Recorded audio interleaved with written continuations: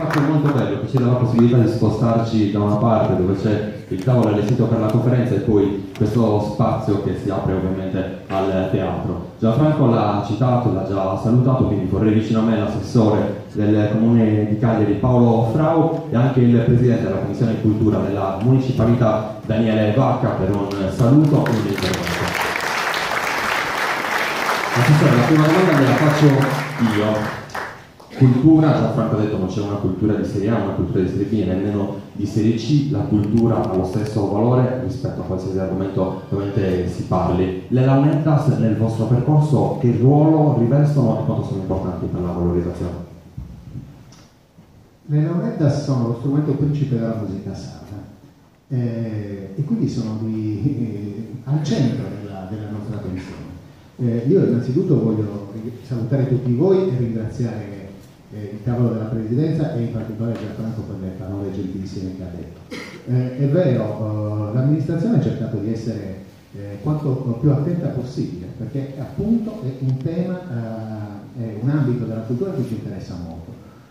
Non a caso sono stato felice di partecipare anno dopo anno alle feste delle Launetas e sono stato felice che l'amministrazione sia riuscita a mettere a disposizione della festa 3 dei suoi centri culturali più importanti. Il primo anno, era anche il primo anno e lo ricordo con una emozione particolare, vedere 50 e forse più di 50 suonatori di Launetas tutti assieme suonare nella galleria della MEM è stata una cosa che prendeva al cuore e faceva davvero venire i brividi. L'anno scorso è stata un'altra bellissima giornata di studio e di suoni al Lazzaretto e quest'anno qua a Pieve in questo bellissimo teatro. Io non sono ovviamente un esperto né voglio fingere di esserlo, però dal mio punto di osservazione noto alcune cose che Gianfranco già metteva in evidenza, cioè che si sono fatti enormi passi avanti. Stiamo parlando di uno strumento e di un'attenzione a un ambito musicale che ha corso dei rischi, il rischio di vedere scomparire assieme ai vecchi suonatori o ai vecchi costruttori o anche ai vecchi studiosi l'intero ambito. Oggi vediamo che stanno succedendo cose differenti, c'è un clima diverso, c'è un clima di diversa collaborazione tra tutti i protagonisti di quest'ambito, tra suonatori di diverse aree del territorio sardo, tra suonatori, costruttori e esperti di musica. E c'è un'altra cosa che io vorrei sottolineare, che è il riconoscimento che finalmente arriva e che quindi riconosce la dignità delle Launetas e della musica sarda. Quest'anno per il primo anno il Conservatorio di Musica Pierluigi da Palestina ha istituito un corso di Launetas, cioè le Launetas sono diventate uno strumento di studio in un conservatorio di musica della nostra terra. E a me sembra di avvertire anche, e dentro questo ci metto anche le scuole, anche da parte di altre istituzioni importanti, un'attenzione del tutto nuova verso le Launetas e verso la musica sarda. Quindi io credo che di questo noi dobbiamo essere felici e orgogliosi, perché ciascuno di noi credo che abbia nel corso del tempo fatto quello che era a sua disposizione. Per salutarvi io devo scusarmi anche con voi, l'ho già fatto con Gianfranco e voglio farlo con il tavolo della Presidenza. Il sabato è una giornata piena di impegni e io purtroppo dovrò fare una cosa che odio, cioè quella di portare il saluto e poi andare via, perché in contemporanea in un'altra sede c'è un convegno che vede altri artisti riunirsi a convegno per cercare di trovare una strada che favorisca il loro modo di fare arte. Sono gli artisti di strada, quelli che vediamo magari quando andiamo a fare le compere in centro, che sono la chitarra o che fanno giochi di ogni tipo, soprattutto musicisti, e che per adesso sono vittime a volte di controlli, di controlli burocratici, di interventi da parte dei vigili urbani, perché siamo indietro nel normare la loro attività, che pure è un'attività che, come la musica sarda delle Launetas, serve a dare più gioia e più bellezza alla nostra città.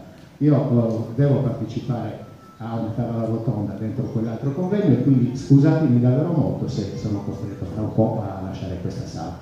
Però vi auguro di passare una bellissima serata e a tutti voi di avere un grande successo per il vostro lavoro. Grazie mille professore anche per la sua presenza qui oggi.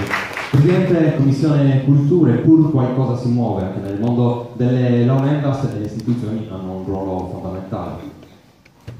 Grazie, buonasera a tutti. Io praticamente gioco in casa, sia perché sono pirese a tutti gli effetti da 50 anni, sia perché mi occupo di ricerca e ho lavorato sulla storia di ricerca dei suonatori di Leonidas di Pirri, quindi per me è una bella festa, una cosa che secondo me non si vedeva da anni, cioè non si è mai vista probabilmente, il merito di Gianfranco Meloni e della Società Sardegna per essere riusciti a riunire in Sardegna, pocos locos ma unidos, no? Un settore come tanti altri settori divisi sempre per campanilismi, per questioni di paese, e riportarli in un unico grande un grande settore che è quello dei suonatori di Leonidas, che sono un patrimonio per tutta la Sardegna.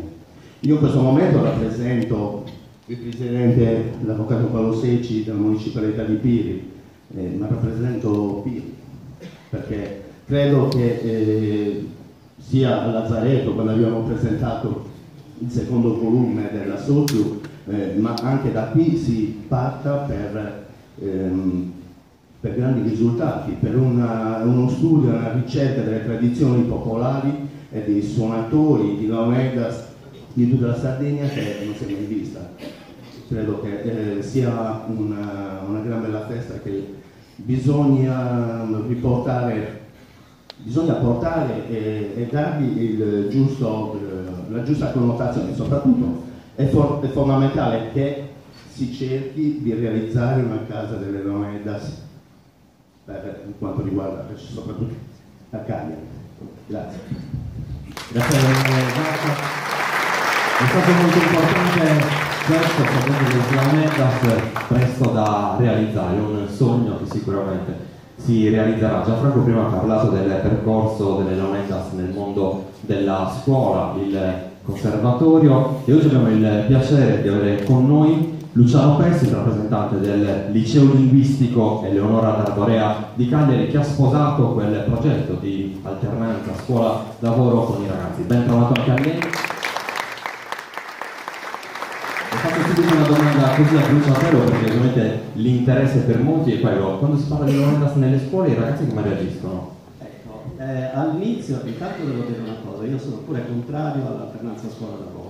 Ho fatto fare questo progetto, ho partecipato per la Sardegna e per le Leonidas perché conosco i sacrifici che hanno fatto tante persone in 36 anni di attività, diciamo, per far in modo che lo strumento non andasse perso. Quindi all'inizio qualche genitore degli studenti ci diceva: ma con questa alternanza cosa imparano i nostri figli? Mica imparano un mestiere. Sì, all'inizio c'è stata qualche perplessità, però devo dire che i suonatori di Leonidas sono stati bravissimi, perché dopo la prima lezione, dopo 3/4 d'ora, tutti i ragazzi, le ragazze, perché poi sono tutte ragazze, hanno imparato la tecnica del fiato continuo, si dice così. Ecco, io non sono un esperto di Leonidas, però come insegnante forse posso dire qualcosa sul loro metodo. È un metodo molto efficace, funziona perché uniscono teoria, pratica, semplicità e soprattutto rispetto per persone che si avvicinano per la prima volta nella Leonidas. Quindi grazie veramente a voi. Grazie mille per averci soprattutto